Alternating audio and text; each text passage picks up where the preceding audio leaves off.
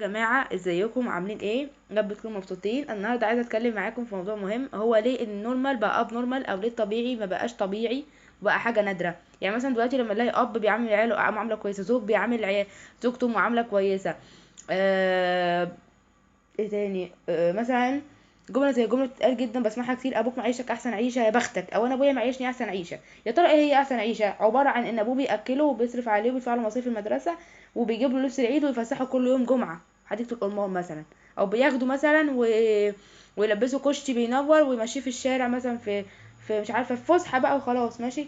هل ده فعلا حاجة غريبة؟ مش ده الطبيعي؟ او هل الطبيعي او الغريب ان الاب يراعي ولاده، او الاخ يحترم اخته، او الزوج يحترم زوجته؟ هل الطبيعي ما بقاش طبيعي وبقى شاذ، او هل الطبيعي اصبح شاذ؟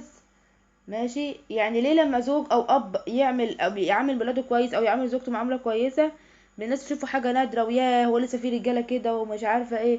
زمان او من فتره كان طبيعي ان الاب يحترم عياله، والام تحترم عيالها ويعملوا معامله كويسه، وان الزوج يحترم زوجته ويعملها معامله كويسه. لكن دلوقتي بقت حاجه نادره. ماشي. يعني ممكن تلاقي واحده تقول يا بختها ده جوزها مدلعها، تقول لها مدلعها ازاي؟ او بيعمل لها ايه؟ تقول لك جايب لها تكييف مثلا، او بيعملها معامله كويسه، او لسه مطلعها مصيف. هل ده مش الطبيعي؟ مثلا واحده مثلا زي اسمها ايه، كانت من قيمه كام سنه فنانه برضو، كان جوزها جاب لها عربيه ب 8 مليون جنيه. هل مش طبيعي ان الزوج يهادي زوجته؟ طبيعي ان الزوج يهادي زوجته حتى لو جاب لها عربيه ب 10 مليون جنيه. ده الطبيعي يعني. طبيعي ان الزوج يهادي زوجته ويجيب لها هدايا ويقول لها كلام حلو. الناس شافتها بقى ان هو بتبوس ايديه بقى: يا خبر ده انا لو جوزي جاب لي عربيه او هطلع اشيله واجري بيه ومش عارفه ايه. او مثلا ايه، حد يقولك اهلك مش مقصرين معاك، مع انها ان هم بيجيبوا لك لبس العيد، بيطلعوك مصيف كل سنه. طب هو ده مش بيصرفوا لك مثلا مصاريف دروس لو عندك دروس؟ طب مش ده الطبيعي؟ هل ده حاجه مختلفه او حاجه مش طبيعيه؟ هل المجتمع بقى بيتعامل مع الشاذ على انه طبيعي او على انه عادي؟ يعني مثلا ممكن تلاقي واحد بيضرب واحده في الشارع، او واحد بيذبح واحده زي نيره، او زي اي حد، او زي واحد بيضرب واحده في الشارع. الناس بقى تبقى واقفه بقى ايه تتفرج. او واحد مثلا بيذبح واحد زي بتاع الاقصر ده، واحد بيذبح واحد مثلا، الناس واقفه بتتفرج محدش يتحرك. ماشي. ومحدش كل اللي بيعملوه ان هم يصوروا من بعيد يقولوا يا حول ولا قوه الا بالله، يا رب يا ساتر يا رب ومش عارفه ايه.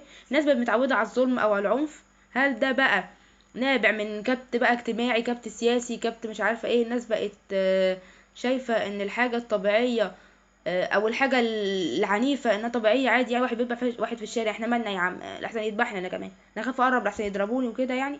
بينما لو اتنين بيحضنوا بعض مثلا، او اتنين بيبوسوا بعض في الشارع، الدنيا تولع ماشي، وفيديو بقى يتصور وجريمة اخلاقية وضد قيم الاسرة البتنجانية ومش عارفة. هل الكلام ده يعني، هل لو اتنين حضنوا بعض ده هيضر الاسرة المصرية في ايه؟ والنبي الاسرة المصرية بتاعت جنبك هتحصل لها ايه لو اتنين حضنوا او بوسوا بعض في الشارع؟ لكن اتنين يضربوا بعض في الشارع، او واحدة تحصل جريمة قتل في الشارع، ده بقى طبيعي عادي.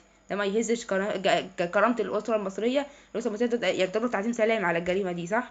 ماشي. أو أب مثلا بيصرف على عياله مثلا، ده مش حارمهم من حاجة. طب ما طبيعي إن هم ما يحرموش من حاجة. ده مثلا بيعمل لهم كذا، طب ما طبيعي إنه يعمل كذا. ده جوزها مش عارفة عايزة تطلق ليه، ده جوزها معيش أحسن عيشة، ده لسه جايب لها كيلو كباب امبارح ولا. طب هو مش الطبيعي إن هو يعيش أحسن عيشة؟ هل العيشة كلها كيلو كباب أو معاملة كويسة أو فلوس أو كذا؟ يعني مثلا ممكن نشوف مثلا ابن مثلا عنده 30 سنه مثلا، ابوه لسه بيصرف عليه ما بيشتغلش، يقول لك انت بتصرف عليه ليه؟ ما انا عنده 30 سنه، ليه مش معتمد على نفسه؟ انت مدلعه قوي. طب ما طبيعي ان هو يدلعه. اذا انت مش حارمهم من حاجه ومدلعهم وكده هيتمروا عليك.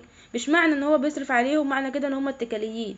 ممكن يكون مثلا بيصرف عليهم بس عادي هما مسؤولين عن نفسهم، او عايزهم يركزوا على مستقبلهم، عايزهم يركزوا على نفسهم، مش عايز شايلهم هم. وممكن يكون مثلا شايل هم زمان فطلع كويس فمش عايز شايل عياله هم.